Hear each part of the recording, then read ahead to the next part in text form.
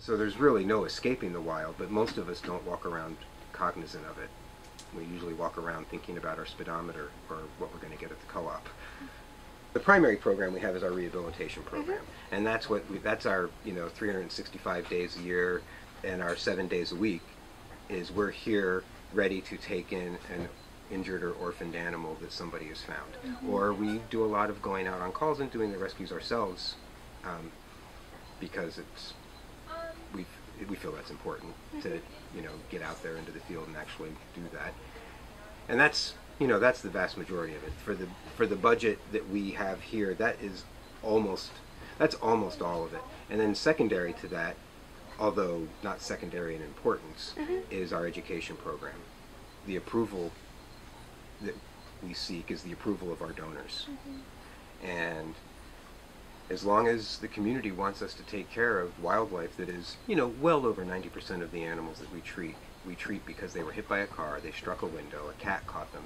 It's caused by modern civilization and wildlife having a bad interaction.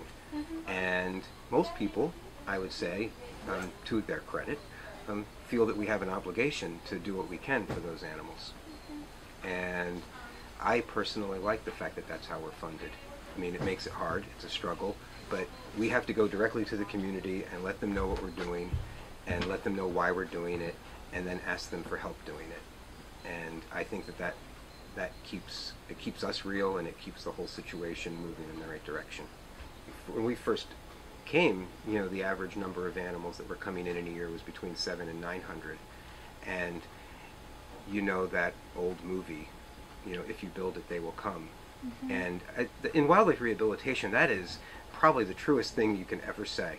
As soon as you build a new enclosure or a new housing, you're like, this is going to be great, and I can't wait to use it, except for that before you even put the last screw in, the animals that you were thinking of suddenly are here, and now you're just like scrambling to get it done.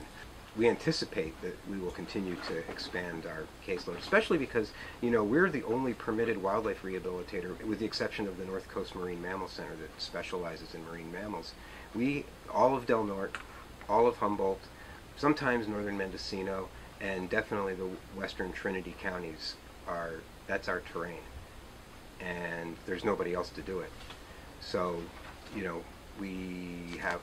that's just a lot of resources